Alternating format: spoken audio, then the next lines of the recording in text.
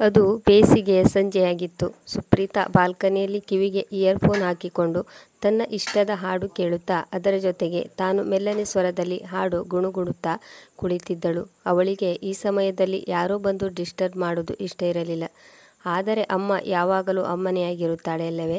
ಸುಪ್ರೀತಾ ಸ್ವಲ್ಪ ಕೇಳಿಸಿಕೊ ಇಲ್ಲಿ ಎನ್ನುತ್ತಾ ಸರಸ್ವತಿಯವರು ಅವಳ ಕಿವಿಯ ಇಯರ್ಫೋನ್ ತೆಗೆದರು. ಸುಪ್ರೀತಾ ತಿರುಗಿ ನೋಡಿದಳು. ಅಮ್ಮ, ಈಗೇನಾಯಿತು ನಿಮಗೆ? ಪುನಃ ಅದನ್ನೇ ಶುರು ಮಾಡಬೇಡಿ ಎಂದಳು. ಸರಸ್ವತಿಯವರು ಅವಳ ಹತ್ತಿರ ಕುಳಿತುಕೊಂಡರು. ಅವರ ಮುಖದಲ್ಲಿ ಮಮತೆ ತುಂಬಿತ್ತು. ಹಾಗೆ ಒಂದು ಹುಡುಗಿಯ ಅಮ್ಮ ಆಗಿರುವ ಕಾರಣ ಅವರ ಮುಖದಲ್ಲಿ ಹುಡುಗಿಯ ಬಗ್ಗೆ ಒಂದು ಚಿಂತೆಯು ಸ್ಪಷ್ಟವಾಗಿ ಕಾಣಿಸುತ್ತಿತ್ತು. ನೋಡು ಮಗಳೇ, ನಾನು ನಿನಗೆ ಯಾವುದೇ ಬಲವಂತ ಮಾಡುತ್ತಿಲ್ಲ. ನಾನು ನಿನಗೆ ಇಷ್ಟೇ ಹೇಳುತ್ತಿದ್ದೇನೆ. ಒಮ್ಮೆ ಹುಡುಗನನ್ನು ಭೇಟಿಯಾಗು, ಸುಪ್ರೀತಾ ಕೋಪದಿಂದ ಹೇಳಿದಳು. ಅಮ್ಮ, ನೀವು ಇದ್ದಿರಲ್ಲ ಯಾವಾಗಲೂ ನನ್ನ ಮದುವೆ ಬಗ್ಗೆ ಹಠ ಹಿಡಿದು ಕುಳಿತಿರುತ್ತೀರಿ. ಯಾಕೆ ನಿಮಗೆ ನಾನು ಸ್ವತಂತ್ರವಾಗಿರುವುದು ಇಷ್ಟವಾಗುವುದಿಲ್ಲವೇ? ಸರಸ್ವತಿಯವರು ಅವಳ ತಲೆಯನ್ನು ಪ್ರೀತಿಯಿಂದ ಸವರುತ್ತಾ, ಹಾಗೇನೂ ಇಲ್ಲ ಮಗಳೇ, ನಾವು ಯಾವಾಗಲೂ ನಿನ್ನ ಒಳ್ಳೆಯದನ್ನೇ ಬಯಸುತ್ತೇವೆ. ಆಗ ಬಾಗಿಲ ಶಬ್ದವಾಯಿತು. ಅವಳ ಅಪ್ಪಾಜಿ ಶಾಂತಾರಾಮ್ ಒಳಗೆ ಬಂದರು. ಏನಾಯಿತು ನಮ್ಮ ರಾಜಕುಮಾರಿಗೆ? ಯಾಕೆ ಇಷ್ಟೊಂದು ಬೇಸರವಾಗಿರುವ ಮಗಳೇ? ಸುಪ್ರೀತಾ ಕಂಪ್ಲೇಂಟ್ ಹೇಳುವ ರೀತಿಯಲ್ಲಿ ಹೇಳಿದಳು. ಅಪ್ಪಾಜಿ, ನೀವೇ ಅರ್ಥ ಮಾಡಿಸಿ ಅಮ್ಮನಿಗೆ. ನಾನು ಕುಳಿತರೂ ನಿಂತರೂ ನನ್ನ ಹಿಂದೆ ಬರುತ್ತಾರೆ. ಮತ್ತೆ ಹೇಳುತ್ತಿದ್ದಾರೆ ನಾನು ಯಾವುದೋ ಹುಡುಗನನ್ನು ನೋಡಬೇಕಂತೆ. ಮದುವೆಗೆ ಯಾಕೆ ಇಷ್ಟು ಅವಸರ? ಶಾಂತಾರಾಮ್ ಮುಗುಳ್ನಕ್ಕು ಹೇಳಿದರು. ಮಗಳೇ, ನಿನಗೆ ಮದುವೆ ವಯಸ್ಸಾಗಿದೆ. ನಿನ್ನ ಬಗ್ಗೆ ನಾವು ಯೋಚನೆ ಮಾಡದೆ ಇನ್ಯಾರು ಮಾಡುತ್ತಾರೆ? ಸುಪ್ರೀತಾ ದೀರ್ಘವಾದ ಉಸಿರು ಎಳೆದುಕೊಂಡು ತಾಳ್ಮೆಯಿಂದ ಹೇಳಿದಳು. ಅಪ್ಪ, ನಾನು ಯಾವಾಗ ಮದುವೆ ಬೇಡ ಎಂದು ಹೇಳಿದ್ದೇನೆ? ಆದರೆ ನಿಮಗೆ ಗೊತ್ತೇ ಇದೆ, ನಾನು ಜೀವನದಲ್ಲಿ ಏನನ್ನಾದರೂ ಸಾಧನೆ ಮಾಡಬೇಕು ಎಂದುಕೊಂಡಿದ್ದೇನೆ.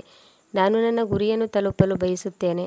ಶಾಂತಾರಾಮ್ ಅವರು ಸರಸ್ವತಿಯವರ ಕಡೆ ನೋಡಿದರು ಮತ್ತು ಮಗಳ ತಲೆಯನ್ನು ಸವರುತ್ತಾ ಹೇಳಿದರು. ಖಂಡಿತವಾಗಿಯೂ ನಿನ್ನ ಗುರಿಯನ್ನು ಸಾಧಿಸು ಮಗಳೇ. ನಾವು ಯಾವಾಗ ಬೇಡ ಎಂದು ಹೇಳಿದ್ದೇವೆ? ಇದು ಮದುವೆಯ ನಂತರವೂ ಮಾಡಬಹುದು. ಆದರೆ ನೋಡು, ಒಳ್ಳೆಯ ಸಂಬಂಧ ಸಿಗುತ್ತಿರುವಾಗ ನಿರ್ಲಕ್ಷಿಸುವುದು ಸರಿಯಲ್ಲ ಮಗಳೇ. ಕೊನೆಗೆ ಸುಪ್ರೀತಾ ಒಪ್ಪಿಕೊಂಡಳು. ಒಮ್ಮೆ ಹುಡುಗನನ್ನು ನೋಡುವುದರಲ್ಲಿ ಯಾವ ತಪ್ಪೂ ಇಲ್ಲ. ಮರುದಿನ ಸಾಗರ್ ತನ್ನ ತಂದೆ ತಾಯಿಯರ ಜೊತೆಯಲ್ಲಿ ಅವಳ ಮನೆಗೆ ಬಂದನು.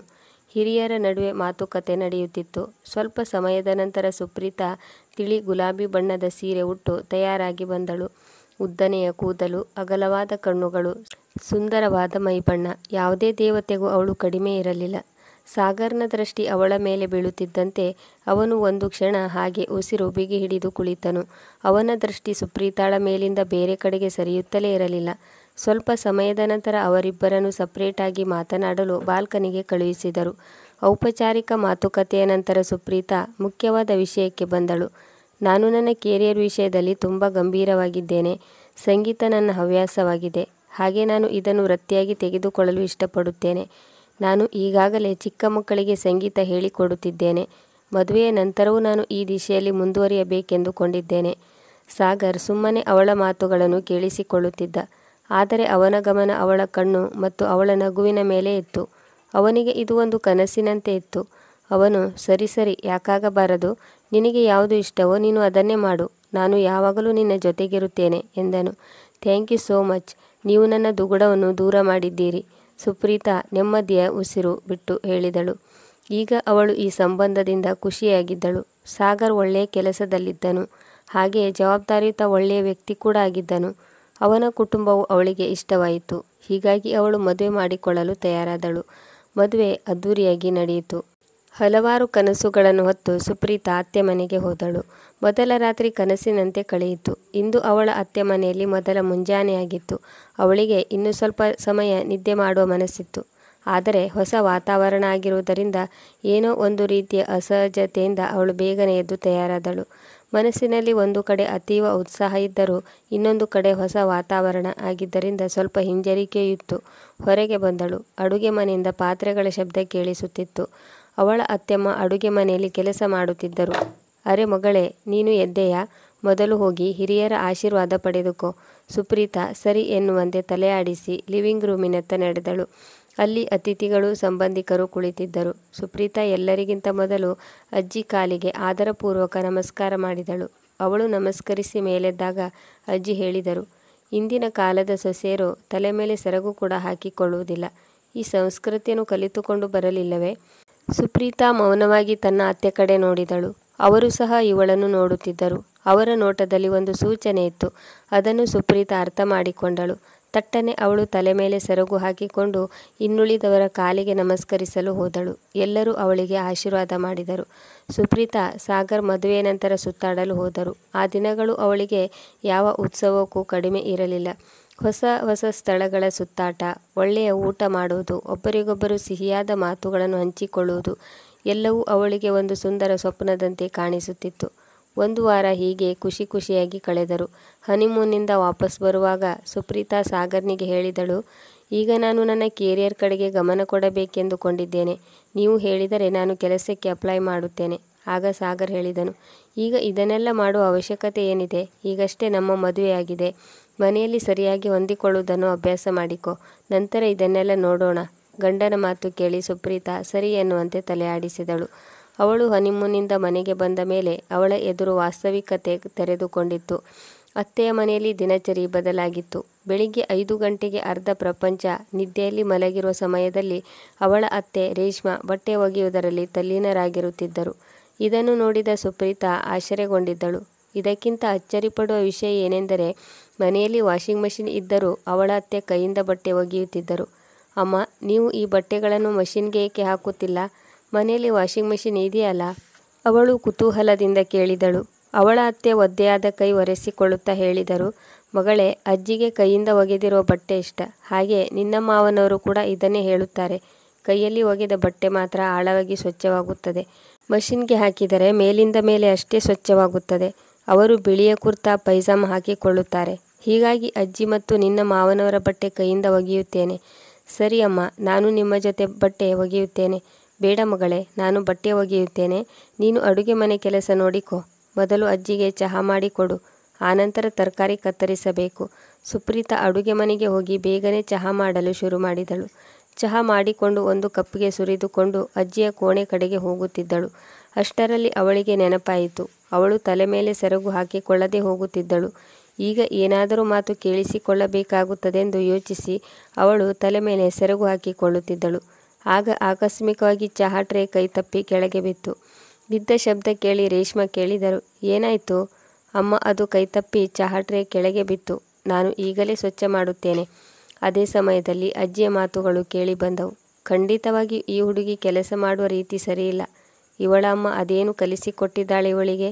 ಸುಪ್ರೀತಾ ಬೇಗ ಬೇಗನೆ ಸ್ವಚ್ಛ ಮಾಡಿ ಪುನಃ ಚಹಾ ಮಾಡಿಕೊಂಡು ಅಜ್ಜಿಯ ಕೋಣೆಗೆ ಹೋದಳು.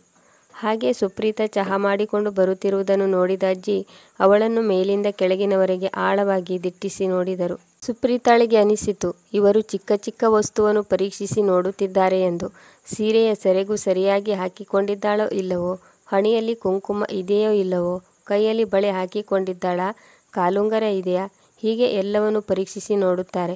ಸುಪ್ರೀತಾ ಮೆಲ್ಲಗೆ ಹೇಳಿದಳು, ಅಜ್ಜಿ ನಿಮ್ಮ ಚಹಾ. ಅಜ್ಜಿ ಏನನ್ನೂ ಹೇಳದೆ ಚಹಾ ಕಪ್ ತೆಗೆದುಕೊಂಡರು.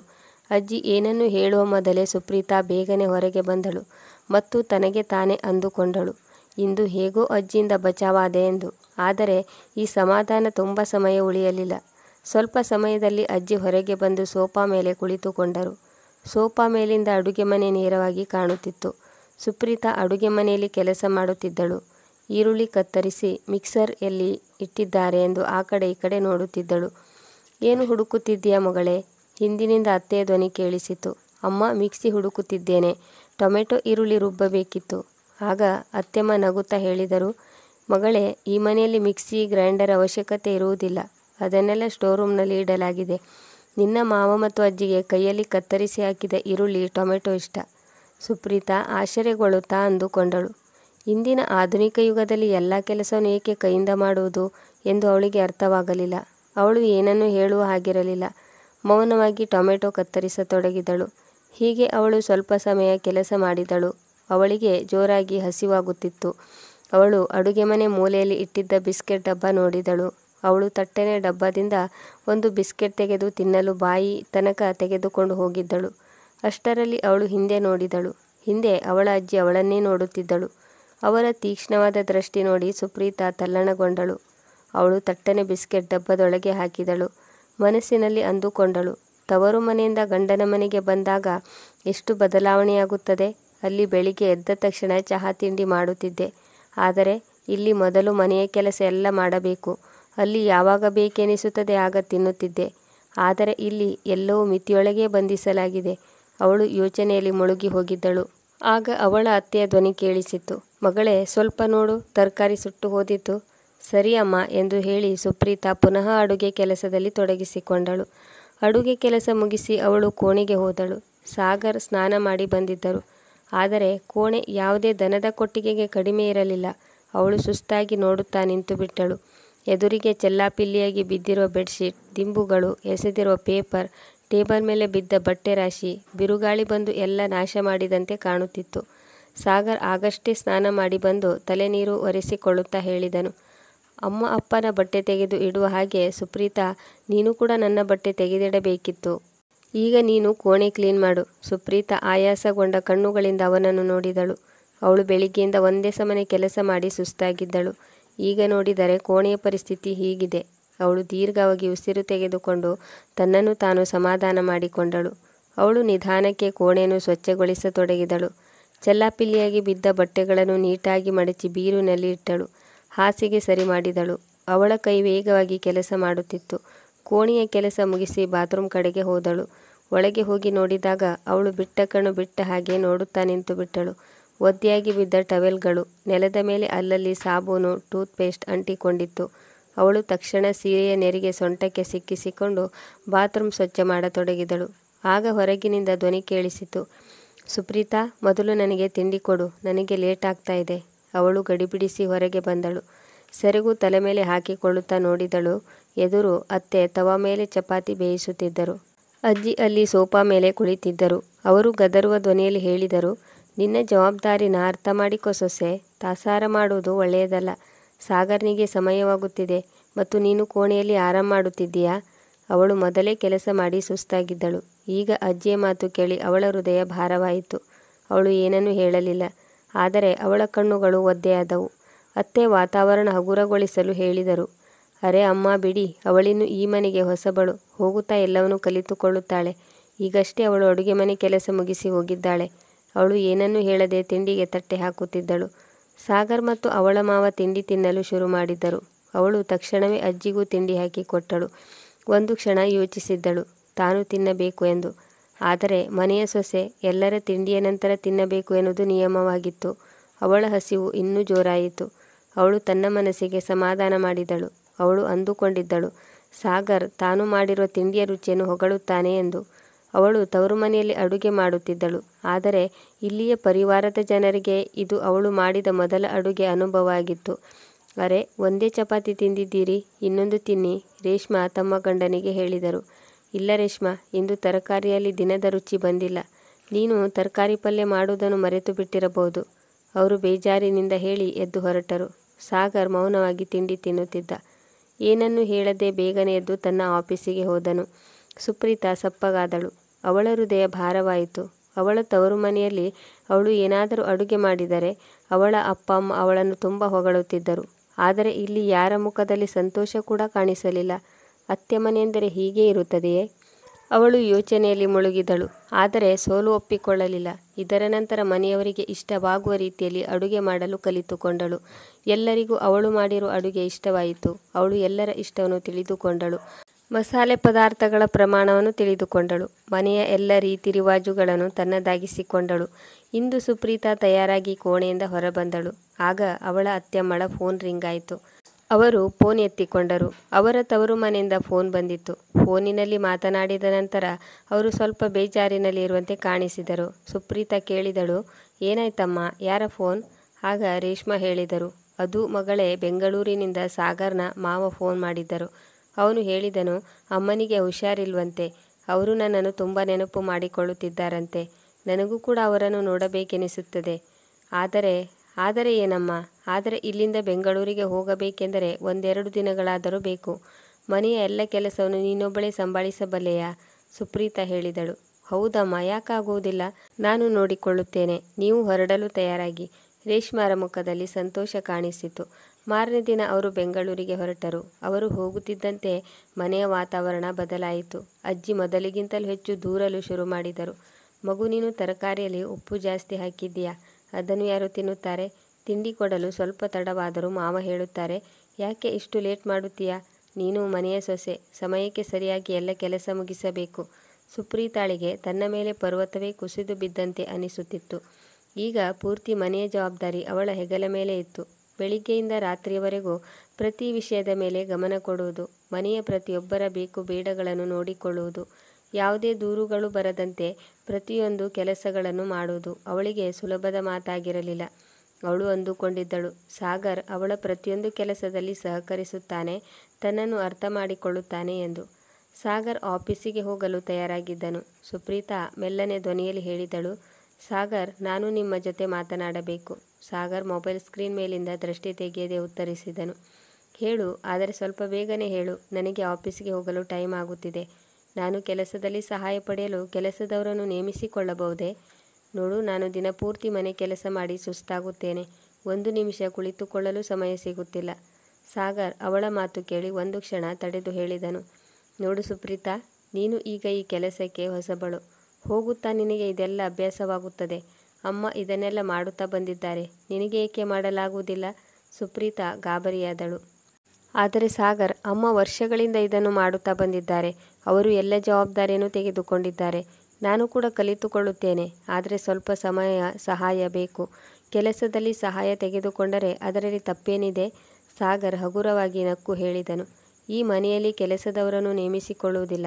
ಅಪ್ಪಾಜಿಗೆ ಹೊರಗಿನವರ ಮೇಲೆ ನಂಬಿಕೆ ಇಲ್ಲ. ಮನೆಯವರು ಪ್ರೀತಿಯಿಂದ ಕೆಲಸ ಮಾಡುವ ಹಾಗೆ ನೌಕರರು ಕೆಲಸ ಮಾಡುವುದಿಲ್ಲ. ಸುಪ್ರೀತಾಳಿಗೆ ಅವನು ಏನು ಹೇಳುತ್ತಿದ್ದಾನೆ ಎಂದು ಅರ್ಥವಾಗಲಿಲ್ಲ. ಮನೆಯ ಯಾವ ಸದಸ್ಯರು ಯಾವ ವಿಷಯದಲ್ಲೂ ಹೊಂದಿಕೊಳ್ಳಲು ತಯಾರಿಲ್ಲ. ಹಾಗೆ ಅವಳನ್ನು ಅರ್ಥ ಮಾಡಿಕೊಂಡು ಸಹಾಯ ಮಾಡಲು ತಯಾರಿಲ್ಲ. ಮನೆ ಎಲ್ಲ ಜವಾಬ್ದಾರಿ ಸೊಸೆಯದ್ದೇ ಆಗಿರುತ್ತದೆಯೇ? ಹಾಗಿದ್ದರೆ ಮಗನ ಜವಾಬ್ದಾರಿ ಏನೂ ಇಲ್ಲವೇ? ಅವಳು ಸಾಗರ್ ಒಮ್ಮೆ ತನ್ನ ಕಷ್ಟವನ್ನು ಅರ್ಥ ಮಾಡಿಕೊಂಡರೆ ಸಾಕು ಅಂದುಕೊಂಡಳು. ದಿನಪೂರ್ತಿ ಕೆಲಸ ಮಾಡಿ ಅವಳು ತುಂಬ ಸುಸ್ತಾಗುತ್ತಿದ್ದಳು. ಅವಳಿಗೆ ತನ್ನ ಬಗ್ಗೆ ಯೋಚಿಸಲು ಸಮಯವೇ ಸಿಗುತ್ತಿರಲಿಲ್ಲ. ಮದುವೆಗೆ ಮೊದಲು ಅವಳು ಸಂಗೀತ ಕ್ಲಾಸ್ ತೆಗೆದುಕೊಳ್ಳುತ್ತಿದ್ದಳು, ಸ್ಪರ್ಧೆಗಳಲ್ಲಿ ಭಾಗವಹಿಸುತ್ತಿದ್ದಳು. ಆದರೆ ಇಲ್ಲಿ ಅಡುಗೆ ಕೆಲಸ, ಮನೆ ಕೆಲಸದಲ್ಲಿ ಬಂಧಿಸಲಾಗಿತ್ತು. ಈಗ ಅವಳು ಕೇವಲ ಕೆಲಸದಾಳಾಗಿ ಬಿಟ್ಟಿದ್ದಳು. ಅವಳ ನಗುಮುಖ, ಚಂಚಲ ಸ್ವಭಾವ ಎಲ್ಲವೂ ಕಳೆದು ಹೋಗಿತ್ತು. ನೋಡುತ್ತಾ ನೋಡುತ್ತಾ 1 ತಿಂಗಳು ಕಳೆದು ಹೋಗಿತ್ತು. ಸುಪ್ರೀತಾಳಿಗೆ ಇಲ್ಲಿಯವರೆಗೆ ಈ ಮನೆಯ ನಿಯಮ ಅಭ್ಯಾಸ ಮಾಡಿಕೊಳ್ಳಲಾಗಲಿಲ್ಲ. ಆದರೆ ಅವಳು ಯಾವುದಕ್ಕೂ ವಿರೋಧ ಮಾಡುತ್ತಿರಲಿಲ್ಲ. ಇಂದು ಸುಪ್ರೀತಾ ತನ್ನ ಅತ್ತೆ ಹಾಗೆ ಬೆಳಗಾಗುತ್ತಲೇ ಎಲ್ಲ ಬಟ್ಟೆ ಒಗೆದು ಮುಗಿಸುತ್ತಿದ್ದಳು. ಎಲ್ಲರೂ ಎದ್ದೇಳುವ ಮೊದಲೇ ತಿಂಡಿ ಮಾಡಲು ತಯಾರಿ ಮಾಡುವಾಗ ಟಿವಿಯಲ್ಲಿ ಹಳೆಯ ಹಾಡು ಕೇಳಿಸುತ್ತಿತ್ತು.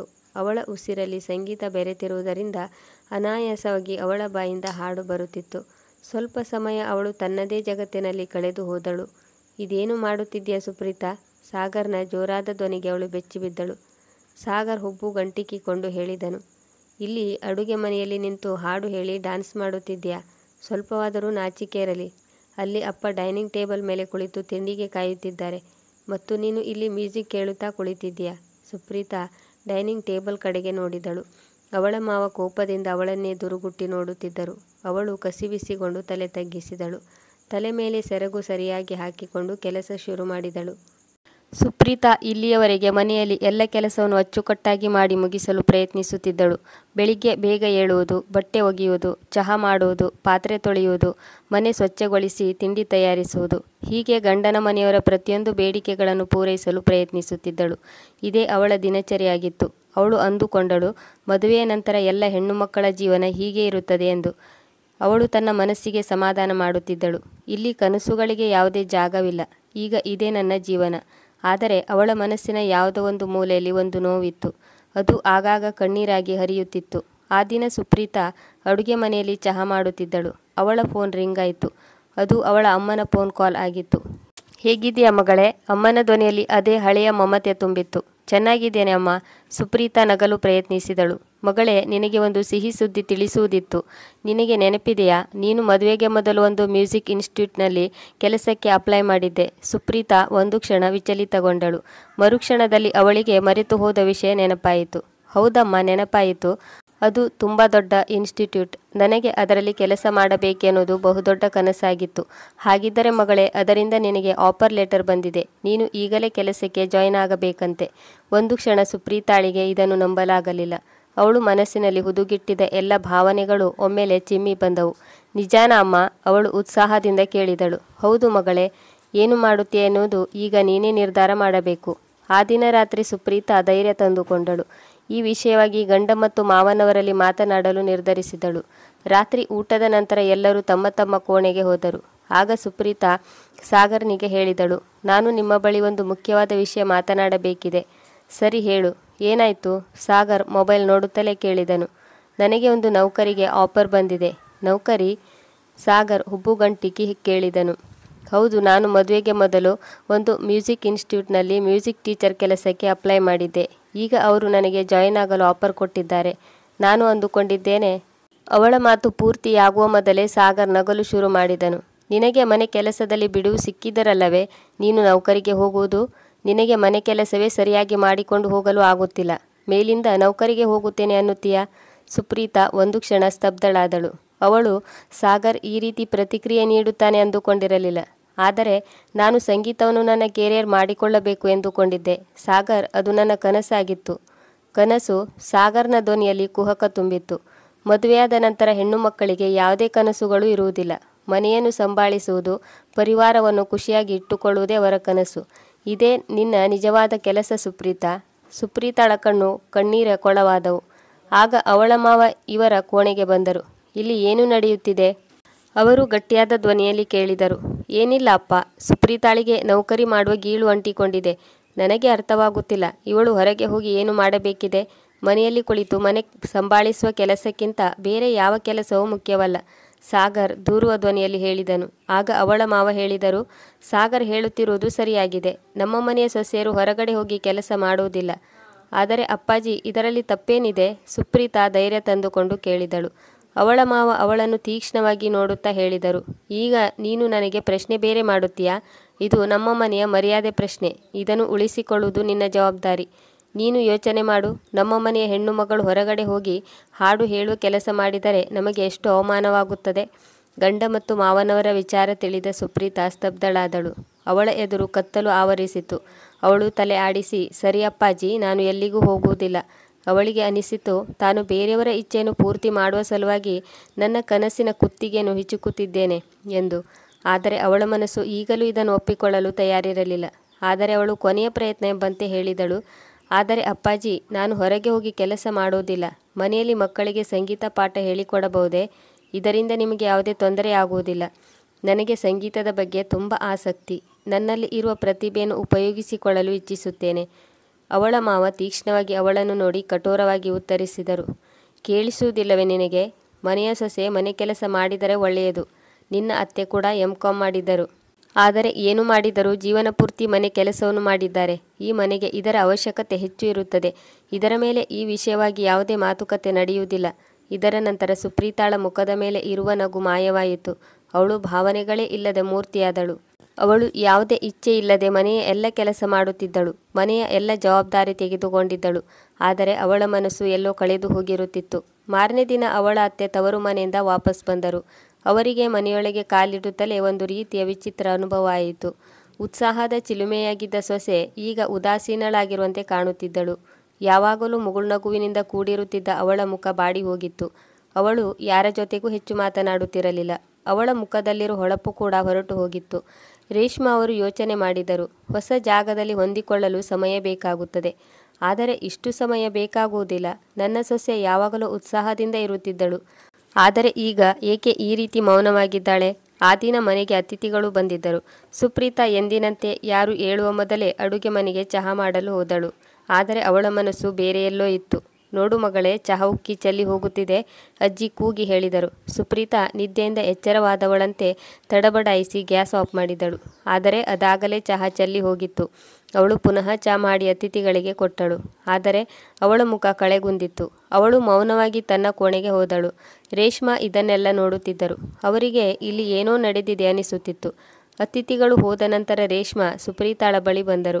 ಸುಪ್ರೀತಾ, ಏನಾಯಿತು? ಏನಾದರೂ ನಡೆಯಿತೆ? ಸುಪ್ರೀತಾ ಇಲ್ಲ ಎನ್ನುವಂತೆ ತಲೆ ಆಡಿಸಿ, ಇಲ್ಲ ಅಮ್ಮಾಜಿ, ಅಂಥದ್ದೇನೂ ನಡೆಯಲಿಲ್ಲ.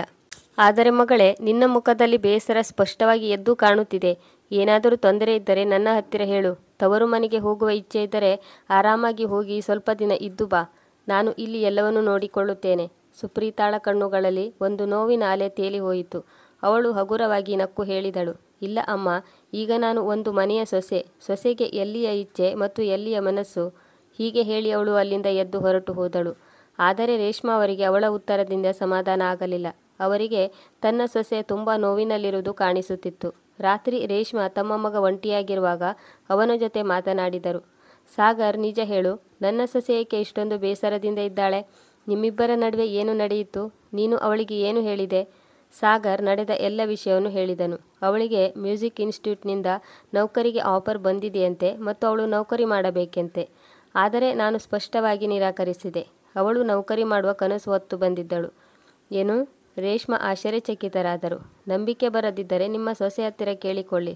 ರೇಷ್ಮಾಳ ಮುಖ ಕೋಪದಿಂದ ಕೆಂಪಗಾಯಿತು. ಹೊರಗೆ ಬಂದು ರೇಷ್ಮಾ ಅವರು ಎಲ್ಲರೆದುರು ಸುಪ್ರೀತಾಳನ್ನು ಕರೆದರು. ಮಗಳೇ, ಎಂಥ ಕೆಲಸ ಮಾಡಿದೆ? ಸುಪ್ರೀತಾ ಗಾಬರಿಯಾದಳು. ಅವಳು ಹೆದರಿಕೊಳ್ಳುತ್ತಾ ಹೇಳಿದಳು, ಅಮ್ಮ, ನಾನು ಅವರಿಗೆ ಕೇಳಿದೆ ಅಷ್ಟೇ. ಆದರೆ ಇವರು ಮತ್ತು ಅಪ್ಪಾಜಿ ಇದನ್ನು ನಿರಾಕರಿಸಿದರು. ನಾನು ಇನ್ನೊಮ್ಮೆ ಇದರ ಬಗ್ಗೆ ಮಾತನಾಡಲಿಲ್ಲ. ನೀವು ಯೋಚನೆ ಮಾಡಬೇಡಿ, ನಾನು ಎಲ್ಲಿಗೂ ನೌಕರಿ ಮಾಡಲು ಹೋಗುವುದಿಲ್ಲ. ರೇಷ್ಮಾ ಆತ್ಮವಿಶ್ವಾಸದಿಂದ ಹೇಳಿದರು. ಹಾಗೆ ಆಗುವುದಿಲ್ಲ. ನಿನಗೆ ಯಾವುದು ಇಷ್ಟವೋ ನೀನು ಅದನ್ನು ಮಾಡು. ಎಲ್ಲರೂ ದಿಗ್ಭ್ರಾಂತರಾದರು. ನಂತರ ರೇಷ್ಮಾ ಅವರು ಸುಪ್ರೀತಾಳಿಗೆ ಹೇಳಿದರು, ನಾನು ನಿನ್ನ ಮೇಲೆ ಕೋಪಿಸಿಕೊಂಡಿರುವುದು ನಿನಗೆ ನೌಕರಿ ಮಾಡುವ ಆಸೆ ಇದೆ ಮತ್ತು ಒಳ್ಳೆಯ ಇನ್ಸ್ಟಿಟ್ಯೂಟ್ನಿಂದ ನಿನಗೆ ನೌಕರಿ ಆಫರ್ ಬಂದಿರುವುದನ್ನು ನೀನು ನನ್ನಿಂದ ಮುಚ್ಚಿಟ್ಟಿರುವುದಕ್ಕೆ. ಮನೆಯ ಎಲ್ಲ ಸದಸ್ಯರು ಕಕ್ಕಾಬಿಕ್ಕಿಯಾದರು. ರೇಷ್ಮಾ ಹೀಗೆ ಮಾತನಾಡುತ್ತಾರೆ ಎಂದು ಯಾರೂ ಭಾವಿಸಿರಲಿಲ್ಲ. ಯಾರಿಗೂ ಇದು ನಂಬಲಾಗಲಿಲ್ಲ. ಸಾಗರ್ ಮಧ್ಯೆ ಹೇಳಿದನು, ಈ ವಿಷಯ ನಿಮಗೆ ಹೇಳಬೇಕಾದ ಅವಶ್ಯಕತೆ ಏನಿದೆ? ಅಮ್ಮ, ನಾನು ಇದನ್ನು ತಿರಸ್ಕರಿಸಿದ್ದೇನೆ. ಅವಳಿಗೆ ಸ್ಪಷ್ಟವಾಗಿ ಹೇಳಿದ್ದೇನೆ, ಬೇರೆ ಎಲ್ಲವನ್ನೂ ಮರೆತು ಮನೆಯ ಕೆಲಸದ ಬಗ್ಗೆ ಗಮನ ಕೊಡು ಎಂದು. ನಾವು ಮುಂದೆ ನಮ್ಮ ಪರಿವಾರವನ್ನು ಬೆಳೆಸಬೇಕು. ಇವಳು ನೌಕರಿ ಮಾಡಿದರೆ ನಮ್ಮ ಪರಿವಾರವನ್ನು ಯಾರು ನೋಡಿಕೊಳ್ಳುತ್ತಾರೆ? ರೇಷ್ಮಾ ಮಗನ ಕಡೆ ನೋಡಿದರು. ಅವರ ಮುಖದಲ್ಲಿ ಬೇಸರವಾಗಲಿ ಕೋಪವಾಗಲಿ ಇರಲಿಲ್ಲ. ಕೇವಲ ಒಂದು ದೃಢವಾದ ನಿರ್ಧಾರ ಇತ್ತು. ಅವರು ದೃಢವಾದ ಮಾತುಗಳಿಂದ ಹೇಳಿದರು, ಖಂಡಿತವಾಗಿಯೂ ಸಾಧ್ಯವಿಲ್ಲ. ಪ್ರತಿಯೊಬ್ಬ ಮಹಿಳೆಯರಿಗೆ ತನ್ನ ಕನಸನ್ನು ನನಸು ಮಾಡಿಕೊಳ್ಳುವ ಹಕ್ಕಿದೆ. ಅವಳಿಗೆ ತನ್ನ ಜೀವನವನ್ನು ನಿರ್ಧಾರ ಮಾಡುವ ಹಕ್ಕಿದೆ. ಅವಳ ಮನಸ್ಸು ಏನು ಹೇಳುತ್ತದೆಯೋ ಅವಳು ಅದನ್ನೇ ಮಾಡುತ್ತಾಳೆ. ಇದನ್ನು ಕೇಳಿದ ಅಜ್ಜಿ ಕೋಪದಿಂದ ಹೇಳಿದರು, ಇದೇನು ಹೇಳುತ್ತಿದ್ದೀಯಾ ರೇಷ್ಮಾ? ಜನರು ಏನು ಹೇಳಬಹುದು? ನಮ್ಮ ಸೊಸೆ ಮನೆಯ ಹೊರಗೆ ಹೋಗಿ ನೌಕರಿ ಮಾಡುತ್ತಾಳೆಯೇ? ನಮ್ಮ ಮರ್ಯಾದೆಯ ಬಗ್ಗೆ ನಿನಗೆ ಸ್ವಲ್ಪವಾದರೂ ಕಾಳಜಿ ಇದೆಯೇ ಇಲ್ಲವೋ? ಈ ಮನೆಯ ಸೊಸೆ ಹೊರಗೆ ಹೋಗಿ ಹಾಡು ಹಾಡುವುದು ಜನರ ಚಿಂತೆ ನೀವೇಕೆ ಮಾಡುತ್ತೀರಿ? ಮನೆಯ ಮಗ ಹೊರಗೆ ಹೋಗಿ ಕೆಲಸ ಮಾಡುತ್ತಾನೆ ಅಂದ ಮೇಲೆ ಸೊಸೆ ಯಾಕೆ ಕೆಲಸ ಮಾಡಬಾರದು?